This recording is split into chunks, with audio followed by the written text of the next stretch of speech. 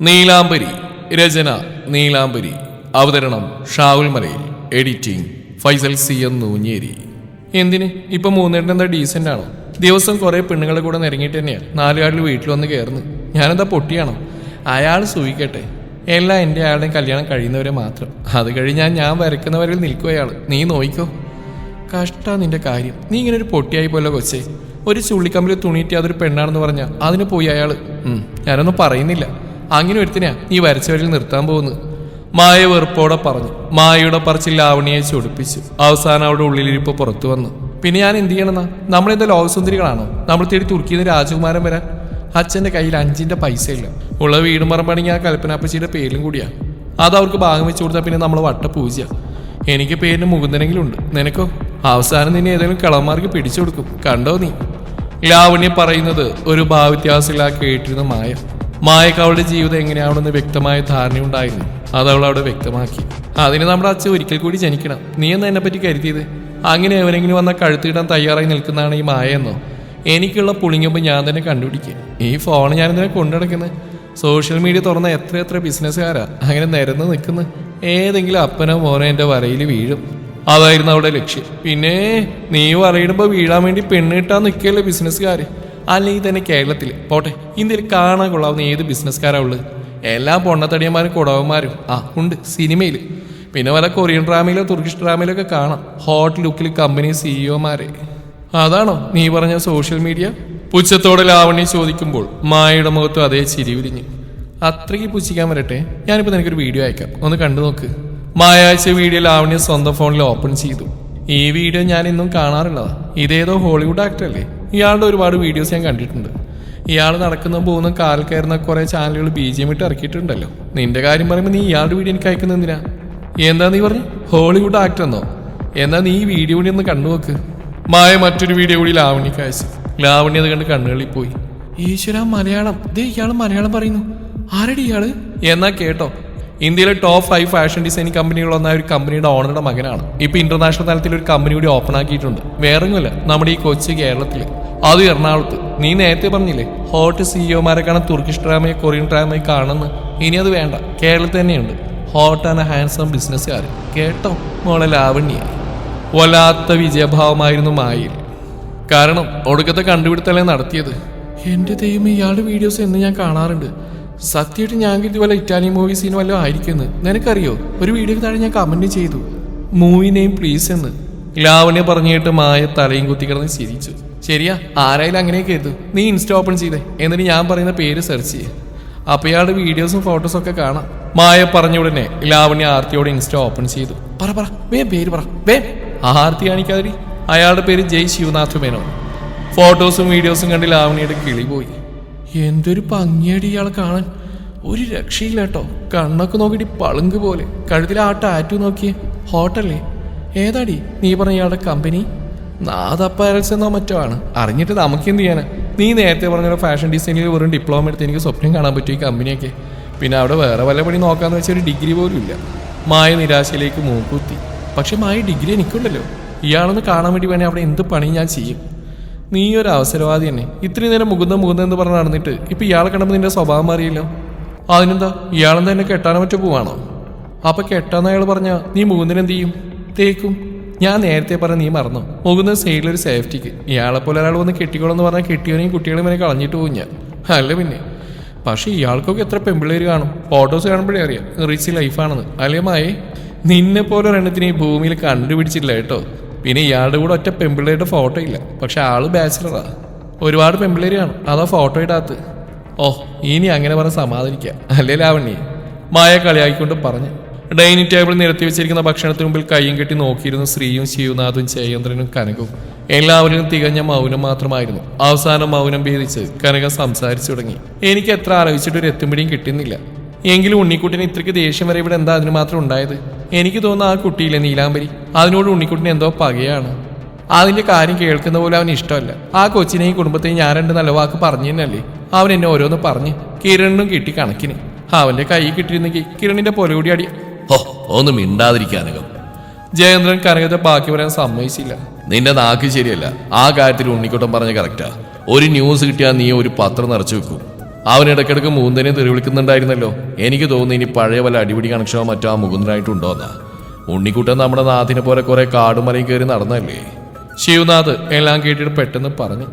എനിക്ക് തോന്നുന്നു മറ്റൊന്നാ, നീലാംബരിയുടെ പകമൂത്ത് അവൾക്ക് കിട്ടാൻ പോകുന്ന നല്ല ജീവിതത്തെ അവന് സഹിക്കുന്നുണ്ടാവില്ല. അങ്ങനെയാണെങ്കിൽ ആ കുടുംബത്തെ അവൻ കുളം തോണ്ടും. എന്റെ മകൻ ഈ പടത്തിലെ വില്ലനായി പോകില്ല ദൈവമേ. മരുമകൾ പറയുന്ന കേട്ട് കനകൊന്ന് ഞെട്ടി. ഈശ്വര, ശിവ, നീ ആ കുട്ടിയെ വിളിച്ച് ജോലിക്കിനി വരേണ്ടെന്ന് പറ. അല്ലെങ്കിൽ നീ തന്നെ നേരിട്ട് ഓഫീസിൽ നിന്ന് അതിനെ പിരിച്ചുവിടാൻ നോക്ക്. ആ കൊച്ചു എവിടെയും പോയി സന്തോഷത്തോടെ ജീവിക്കട്ടെ. ഒന്ന് മതിയാക്കുന്നുണ്ട് എല്ലാവരും. എല്ലാവരുടെയും ദീർഘവീക്ഷണത്തിൽ വശം കേട്ട് സ്ത്രീ അലറി. എന്റെ ചെക്കൻ ഇങ്ങനെയൊക്കെയാണോ നിങ്ങളെല്ലാവരും കരുതി വെച്ചിരിക്കുന്നത്? കൊള്ളാലോ, ഒരവസരം കിട്ടിയപ്പോൾ എന്തൊക്കെയാ നിങ്ങൾ അവരെ പറയുന്നത്? ഇപ്പൊ അവൻ വില്ലനായില്ലേ? അച്ഛനെന്താ പറഞ്ഞ് ഒരു ന്യൂസ് കിട്ടി അമ്മ പത്രം വെച്ച് നിറക്കുന്നല്ലേ? അപ്പൊ നിങ്ങൾ അമ്മാവിനെ മരുമനെ ഒരു തുടക്കത്തിൽ ഏൽപ്പിക്കട്ടെ. അവനെ കുറിച്ച് ഇങ്ങനെയല്ല മറ്റൊന്നും നിങ്ങൾക്ക് ചിന്തിക്കാൻ തോന്നിയില്ല? മറ്റു കുറവുകളുണ്ടെങ്കിൽ നീ പറയേണ്ട ശ്രീ. ഞങ്ങൾ വിട്ടുപോയതോ മറ്റോ? ശിവനാഥ് മേനോ വലിയ കാര്യം എന്തോ പറയും പോലെയാണ് പറയുന്നത്. ശിവേട്ടാ, ഞാനിവിടെ എഴുന്നേറ്റ് വന്നിട്ടുണ്ടല്ലോ. എന്റെ പൊന്നു മോളെ ശ്രീ, നീ ഒന്ന് തെളിച്ചു പറ. ജയേന്ദ്രൻ ചോദിച്ചു. ഞാൻ അവന്റെ അമ്മയാ. എനിക്കറിയുന്ന പോലെ നിങ്ങൾക്കാർക്ക് അവൻ അറിയില്ല. എനിക്ക് തോന്നുന്നു ഹീ ലവ്സ് ഹർ. ശ്രീ പറഞ്ഞു നിർത്തിയത് എല്ലാവരും വീണ്ടും നിശബ്ദത വരുന്നു. എല്ലാവരും ഒരുപോലെ ചിന്തയിലാണ്. ശ്രീ 3 പേരെ ഒന്ന് ചൂഴ് നോക്കി. അടുത്ത മണ്ഡലത്തിൽ എങ്ങനെ അവതരിപ്പിക്കണമെന്ന് മനസ്സിൽ കണക്കൂട്ടുകയാണ്. ശിവേട്ടൻ ഫസ്റ്റ്. ശിവനാഥ് തുടക്കമിട്ട് പറഞ്ഞു തുടങ്ങി. ആ മുകുന്ദനെ പറഞ്ഞു മനസ്സിലാക്കാം, അതാ നല്ലത്. കാര്യങ്ങൾ എന്നിട്ട് അല്പം ഫാസ്റ്റ് ആക്കണം. ഉണ്ണിക്കുട്ടൻ കഴിഞ്ഞാൽ പോര നിറഞ്ഞു നിൽക്കുന്ന ഒരുത്തിനും കൂടിയുണ്ട്, കിരൺ. അത് വേണ്ട, ആ കുട്ടിയുടെ അമ്മാവനാൾ നല്ല മനുഷ്യനാ. അയാളോട് ഞാൻ സംസാരിക്കാം. വേണമെങ്കിൽ ഞാൻ കുറച്ച് കാശ് കൊടുത്ത് സെറ്റാക്കാം. പിന്നെ കിരൺ, അവന്റെ കാര്യത്തിൽ എനിക്ക് ടെൻഷനില്ല. ജാന്റെ കാര്യം കഴിഞ്ഞാൽ ചിലപ്പോൾ കിരണിന്റെ ഭാര്യയും കൊച്ചും വീട്ടിൽ വരും. അല്ല, അവന്റെ സ്വഭാവം വെച്ച് നോക്കുമ്പോൾ അങ്ങനെയാ അതിന്റെ ഒരു ഇത്. ജയേന്ദ്രൻ അയാളുടെ അഭിപ്രായം പറഞ്ഞു. നിങ്ങൾ എന്ത് മണ്ടത്തരങ്ങളായി വിളിച്ചു പറയുന്നത്? കനകം വായ തുറന്നു. സ്ത്രീ പ്രതീക്ഷയോടെ അവരെ നോക്കി. ഞാൻ പ്രായമായ ഒരു സ്ത്രീയാ. ഞാൻ ആ വീട്ടിൽ പോയി സംസാരിച്ച് അവരെ കാര്യങ്ങൾ പറഞ്ഞ് മനസ്സിലാക്കാം. ആ മുകുന്ദന് നല്ലൊരു ബന്ധം ഉണ്ടായി കൊടുക്കാം. പറയേണ്ട രീതി പറഞ്ഞ അവർക്ക് മനസ്സിലാവും. നിങ്ങൾ രണ്ടാളും പറഞ്ഞ ഐഡിയ വെച്ച് നോക്കുമ്പോൾ നിങ്ങൾക്ക് കിട്ടേണ്ട അടി ഒഴിവാക്കാം. ഏത്? സ്ത്രീക്ക് പെരുവിലിൽ നിന്നും പെരുത്തു വന്നു. Stop it! നിങ്ങൾ എല്ലാവരും കൂടി പറഞ്ഞു വരുന്നത് എന്താ? രണ്ടിനെയും കെട്ടിക്കാൻ നിൽക്കുവാണോ? പറ. ഉണ്ണിക്കൊണ്ട് പെണ്ണാഴ്ച അവിടെ വീട്ടിൽ പോവാണെന്ന് ഒന്ന് ചോദിച്ചോട്ടെ. എങ്ങനെയാ പരസ്പരം വായോടും സംസാരിക്കാൻ 3 പേരും ഒരു തീരുമാനത്തിലെത്തിയത്? ഈ മണ്ഡലത്തിലെന്ന് പറയുന്ന പകർച്ചവ്യാധിയാണോ? നേരെ വെളുക്കുമ്പോൾ ആ ഗാർഡനിൽ പോയി വൈകുന്നേരം വരെ സൊറ പറഞ്ഞിരിക്കുന്നതിന്റെ ആഫ്റ്റർ എഫക്റ്റ് ആവും അച്ഛനും അമ്മയ്ക്കും. പക്ഷെ നിങ്ങൾക്കിത് എന്തിന്റെ കേടാ ശിവേട്ടാ? എല്ലാവരും കുറ്റം ചെയ്തവരെ പോലെ ഒരേ ഇരിപ്പാണ്. കനകം കഴുത്തിൽ ഉളുക്കി വീണ പോലെ തടവിക്കൊണ്ട് തുടർന്നു. ശ്രീ, നീ ഇത് എന്ത് കരുതിയിട്ടാ ഞങ്ങളുടെ മെക്കിട്ട് കയറുന്നത്? ചെക്കന് 10-29 വയസ്സായി. അങ്ങനെ ഇരിക്കും അവനൊരു കൊച്ചിനോട് ഇഷ്ടം തോന്നി അങ്ങ് വിട്ടുകളയണമെന്നാണ് നീ പറയുന്നത്. എന്ത് വില കൊടുത്തു ആ കൊച്ചിനെ അവന് കെട്ടിച്ചു കൊടുക്കണം? മാത്രമല്ല, ഒരേ പ്രായക്കാരാ കിരണും ഉണ്ണിക്കുട്ടനും. ഇവൻ ഇങ്ങനെ പെണ്ണ് കെട്ടാണ്ട് നടക്കുന്നോണ്ടാ കിരണും അങ്ങനെ നിൽക്കുന്നത്. അല്ലെങ്കിൽ കിരണിന്റെ സ്വഭാവം വെച്ച് എപ്പോഴേ കെട്ടിക്കാറായ പിള്ളേരുണ്ടായിന് അവന്. സ്ത്രീ ഒഴികെ മറ്റെല്ലാവരും അതേ എന്ന പോലെ പരസ്പരം നോക്കി തലയാട്ടി. സ്ത്രീക്കാണെങ്കിൽ ഇറങ്ങി ഓടാനാണ് തോന്നിയത്. നുരഞ്ഞേറിയ ദേഷ്യം അവരൊന്ന് ഊതി വിട്ടുകൊണ്ട് പറഞ്ഞു. എന്റെ പൊന്നമ്മേ, നിങ്ങൾ ആരെങ്കിലും ഒരു നിമിഷം ആ പെൺകുട്ടിയെ കുറിച്ച് ചിന്തിച്ചോ? അവളുടെ മനസ്സറിയാൻ ശ്രമിച്ചോ? മേ ബി ഉണ്ണിക്കുട്ടൻ അവളെ ഇഷ്ടമാണെന്ന് നോക്കി. പക്ഷെ അവൾക്ക് ഉണ്ണിക്കുട്ടൻ അവളുടെ ബോസ് മാത്രമാണ്. മുകുന്ദൻ അവളുടെ കാമുകനും. കിരൺ പറഞ്ഞു കേട്ടില്ലേ, അവനെ കാണാൻ വേണ്ടിയാ ആ കൊച്ചൊരാഴ്ച ലീവ് എടുത്ത് നാട്ടിൽ പോയത് പോലും. എല്ലാവരും പെട്ടെന്ന് നിശബ്ദരായി. എന്തായാലും ഒന്നും മിണ്ടാത്ത്. പുതിയ മണ്ടത്തരങ്ങൾ മെനയാവും അല്ലേ? മോളെ, ജയേന്ദ്രൻ സ്ത്രീയെ പതിയെ വിളിച്ചു. അവനൊരു കുട്ടിയെ ഇഷ്ടമാണെന്ന് കേട്ടപ്പോ ഞങ്ങൾ അപ്പോഴത്തെ സന്തോഷത്തിൽ ആ കുട്ടിയെ പറ്റി ഓർത്തില്ല. മറ്റുള്ളവരെങ്ങനെ പറഞ്ഞ് മനസ്സിലാക്കുക എന്ന് ആദ്യം ചിന്തിച്ച്. അത് മണ്ടത്തരമൊന്നുമല്ല. ഉണ്ണിക്കുട്ടിനൊരു പെണ്ണെട്ടി കാണാനുള്ള കൊതി കൊണ്ടാ. അയാളുടെ മുഖത്ത് വല്ലാത്ത വിഷമം തളം കെട്ടി നിന്നു. അച്ഛാ, സ്ത്രീ ആളുടെ അടുത്ത് പോയി തോളിൽ കൈവച്ച്. ഉണ്ണിക്കുട്ടിന് ആ കുട്ടിയുടെ ഇഷ്ടമുണ്ടെന്നുള്ളത് എൻ്റെ ഒരു സംശയം മാത്രമാണ്. നമ്മൾ ഇങ്ങനെയൊക്കെ സംസാരിച്ചെന്ന് പറഞ്ഞാൽ പിള്ളേർക്ക് പിന്നെ അത് മതി. പ്രത്യേകിച്ച് ഉണ്ണിക്കുട്ടന്. അത് ഓഫീസിൽ വേറൊരു സ്റ്റാഫിനെ ചേർത്ത് വെച്ച് അവനെ സഹിക്കില്ല. ഇനി അവൻ അങ്ങനെ ഒരു ഇഷ്ടമുണ്ടെങ്കിൽ തന്നെ നമ്മളത് ഒരിക്കലും സപ്പോർട്ട് ചെയ്യരുത്. കാരണം ആ കുട്ടി മറ്റൊരാളുടെ സ്വന്തമാണ്. നമ്മളില്ലാത്ത പ്രതീക്ഷ കൊടുത്ത് അവസാനം അവൻ്റെ മനസ്സ് വിഷമിപ്പിക്കാൻ ഇടയാവരുത്. ഞാൻ കുറച്ച് കാര്യങ്ങൾ തീരുമാനിച്ചു വെച്ചിട്ടുണ്ട്. ഉടനെ തന്നെ രണ്ടിനെയും മാരേജ് നോക്കണം. അവർക്ക് ചേർന്ന പെൺകുട്ടികളെ കണ്ടുപിടിക്കണം. കിരണിന്റെ മാരേജ് ആദ്യം നടത്തണം, എന്നിട്ട് മതി ഉണ്ണിക്കുട്ടൻ്റെ. രണ്ടും അധികം വെച്ചിട്ടാനും പാടില്ല. കൂടാതെ നിങ്ങളെല്ലാവരും എന്നോട് പ്രോമിസ് ചെയ്യണം, നമ്മൾ ഈ പറഞ്ഞ കാര്യങ്ങളൊന്നും അവർ രണ്ടാളും അറിയാൻ പാടില്ല. എന്താ ഞാൻ പറഞ്ഞ ശരിയല്ലേ? കനകൊന്നും മിണ്ടിയില്ല. ശിവനാഥും ജയേന്ദ്രനും ശരിയെന്ന പോലെ തലയാട്ടി. എല്ലാവരിലും എന്തോ ഒരു വിഷമം ഏറെ നേരം തങ്ങി നിന്നു. ആ മൂഡ് മാറ്റാനായി ശിവനാഥ് പറഞ്ഞു. നമുക്കൊരു ബിരിയാണി കഴിച്ചാലോ? കിരണ് ഞാൻ റൂമിൽ കൊണ്ടുവച്ചിട്ടുണ്ട്. പിന്നെ ഉണ്ണിക്കുട്ടൻ ചെക്ക ഉച്ചക്ക് പട്ടിണി എടുക്കട്ടെ. വിശക്കുമ്പോൾ കാടി കുടിച്ചോളൂ, നമുക്ക് കഴിക്കാം. തൊട്ടുമുന്നേ നടന്ന കാര്യങ്ങളെല്ലാവരും മറക്കാൻ ശ്രമിച്ചു. തന്റെ ശരീരത്തെ അസ്വസ്ഥമാക്കുന്ന എന്തോ അനുഭവപ്പെട്ടപ്പോഴാണ് നീലാംബരി കണ്ണു തുറന്ന്. തല പൊട്ടിപ്പിളരുന്ന പോലൊരു വേദന, അതിനൊപ്പം സഹിക്കാൻ കഴിയാത്ത വിശപ്പും ദാഹവും. ആൾ കട്ടിൽ നിന്ന് മെല്ലെ എഴുന്നേറ്റു. തല ഇറങ്ങുന്നുണ്ട്. നിലത്തേക്ക് കാൽകുത്തി എഴുന്നേറ്റതൊന്ന് വേച്ചുപോയി.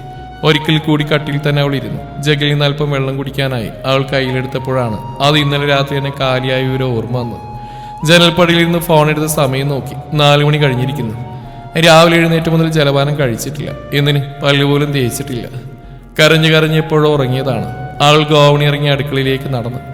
ആരുടെയും അനക്കമൊന്നുമില്ല. എല്ലാവരും പോയോ? അവൾ ചുറ്റും നോക്കി. പെട്ടെന്ന് അവളുടെ കയ്യിൽ ആരോ പിടിച്ച് അടുക്കളയിലേക്ക് വലിച്ചിട്ട്. തുളസിയാണ്. കുഞ്ഞെ, എത്ര നേരം ഞാൻ കാത്തിരിക്കുന്നു. എന്താ കഴിക്കാൻ വരാത്തത്? എല്ലാവരും ഉച്ചയോർക്കാം. മോളിങ്ങ് വന്നേ. തുളസി ചോറ് വിളമ്പിത്തരാം. മോള് കഴിക്കുമ്പോൾ ഞാൻ പോയി ഭദ്രക്കുഞ്ഞിനെ വിളിച്ചിട്ട് വരാം. കഷ്ടി 2 ആൾക്കുള്ള ചോറേ കലത്തിലുള്ളൂ.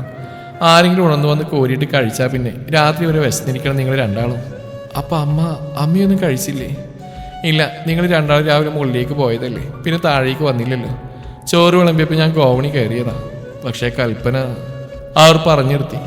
ശരിയാണ്, അമ്മായി തടഞ്ഞിട്ടുണ്ടാവും. തുളസി വിളമ്പിയ ചോറിന് മുമ്പിൽ അവൾ ശില പോലെ ഇരുന്നതേയുള്ളൂ, അവളുടെ അമ്മയെ കാത്ത്. അല്പസമയം കഴിഞ്ഞപ്പോൾ വാടി തളർന്ന ചേമ്പിൻ തണ്ട് പോലെ ഭദ്ര വരുന്നു. ഒന്ന് നോക്കിയതേയുള്ളൂ നീലാംബരി. അപ്പോഴേക്ക് അവരുടെ മിഴികൾ നിറഞ്ഞു തുളുമ്പി. ഒപ്പം അവളുടെയും. ഓടിച്ചെന്ന് കെട്ടിപ്പുണർന്നവൾ. ഭദ്രക്കുട്ടി എന്തിനാ വിഷമിക്കുന്നത്? ഞാൻ ഓക്കെയാണമ്മ. പെട്ടെന്ന് കേട്ടപ്പോൾ ഞെട്ടിപ്പോയി. ഇങ്ങനൊരു ദിവസം അതെന്നാലും ഉണ്ടാവേണ്ടതല്ലേ. പോട്ടെ, സാരമില്ല. എനിക്ക് വിശക്കുന്നു അമ്മ. എനിക്കൊന്ന് വാരിത്തരാമോ? അത് പറയുമ്പോൾ എന്തിനെന്നറിയില്ല, ഒരിക്കൽ കൂടി അവളുടെ മിഴികൾ നിറഞ്ഞു തുളുമ്പി. ഭദ്രവേഗം ഓടിപ്പോയി പ്ലേറ്റ് കയ്യിലെടുത്തു. വാഴക്കൂമ്പ് തോരനും പുളിശ്ശേരിയും കണ്ണിമാങ്ങ അച്ചാറും കൂട്ടിക്കുഴച്ചുള്ള ഉരുള അവളുടെ വായിലേക്ക് വെച്ചു കൊടുത്തു. തുളസി കൊച്ചേ, നീലാംബരി കൊഞ്ചിക്കൊണ്ട് വിളിച്ചു. ഈ പ്ലേറ്റിലേക്ക് എൻ്റെ അമ്മയ്ക്കുള്ള ചോറും കൂടി വിളമ്പാമോ? ഞങ്ങൾ ഒരുമിച്ച് കഴിച്ചോളാം. നിറഞ്ഞു വന്ന കണ്ണുകൾ ഉടുത്തിരുന്ന മുണ്ടിന്റെ തുമ്മിനാൽ അമർത്തി തുടച്ച് അവർ ചോറ് കലത്തിനടുത്തേക്ക് ഓടി. അമ്മയും മകളും ഒരുമിച്ച് ഭക്ഷണം കഴിച്ചു.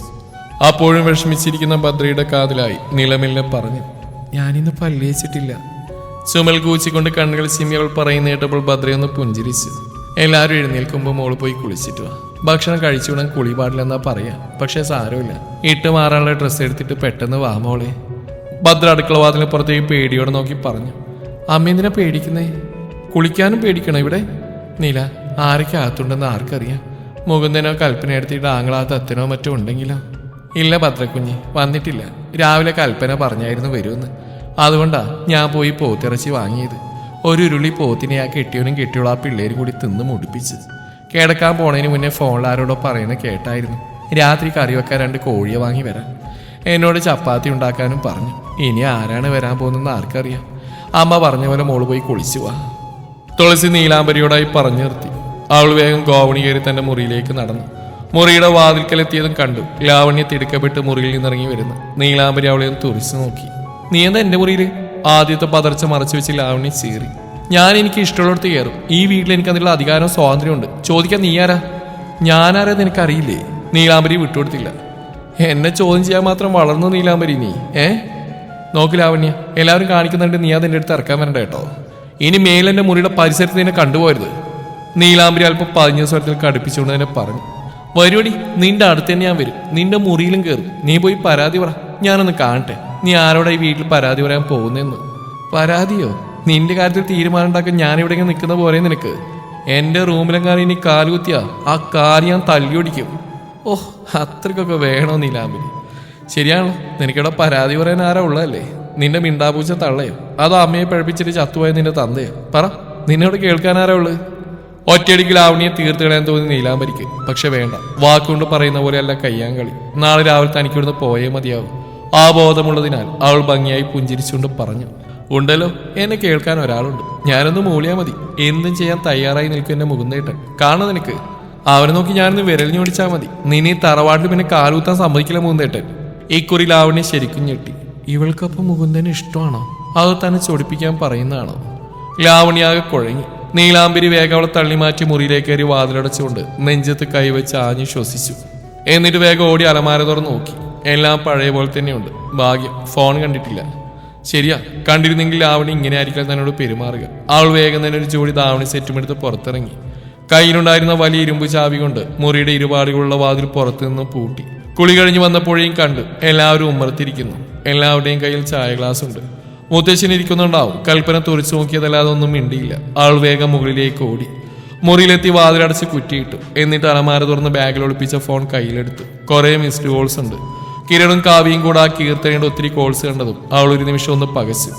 വാട്സപ്പിൽ കീർത്തനയുടെ വോയിസ് മെസ്സേജ് എടുക്കുന്ന കാണെ അവൾ വല്ലാത്തൊരു ടെൻഷനോടെയാണ് അത് ഓപ്പൺ ചെയ്ത് കേട്ടത്.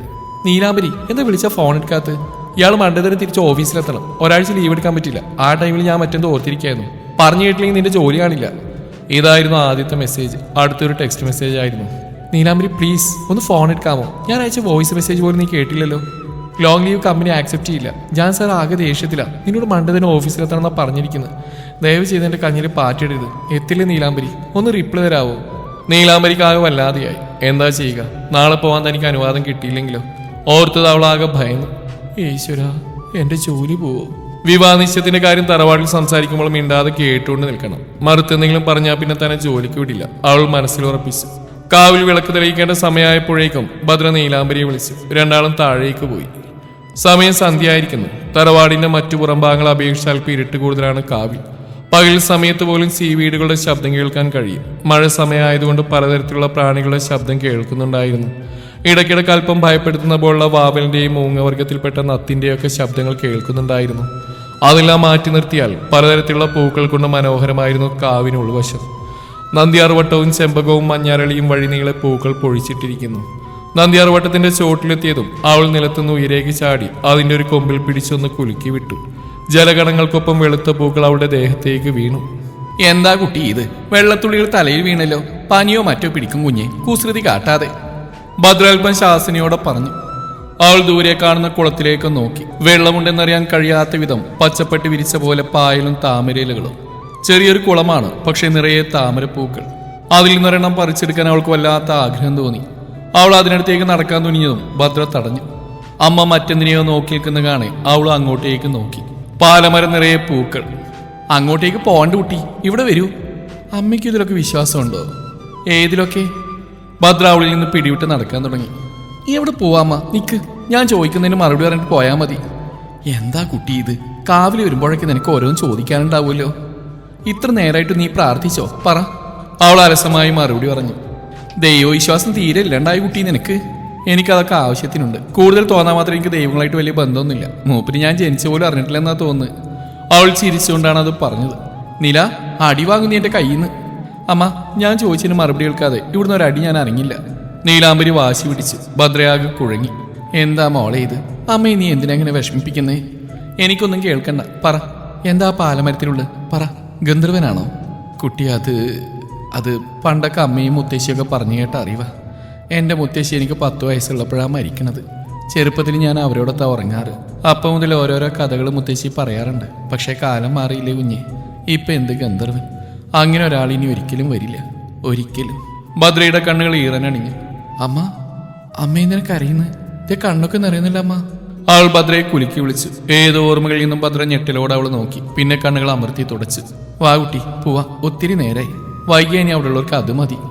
ആരെങ്കിലും ചോദിച്ചാലേ ഗന്ധർവനോട് സംസാരിച്ചിരുന്നെന്ന് പറഞ്ഞാൽ മതി അമ്മ. മതി നില, ആ പേര് പറഞ്ഞ് അധികം കളിക്കേണ്ട നീ. തറവാട്ടിൽ പൂജക്കുള്ള സമയാവാറായി. അരയിൽ ഏലസിന്റെ ശക്തി കുറഞ്ഞു കാണും. അതാണ് എനിക്ക് പഴയ പോലെ സംശയങ്ങൾ കൂടുന്നൊക്കെ. ഏലസ് ഒരിക്കൽ കൂടി പൂജിച്ച് കെട്ടണം. നീലാംബരി ഒരു ഞെട്ടലോടെ അരയിൽ കൈവച്ച് പോയി. തുടരും ഈ കഥയുടെ ബാക്കി ഭാഗം നാളെ ഇതേ സമയം.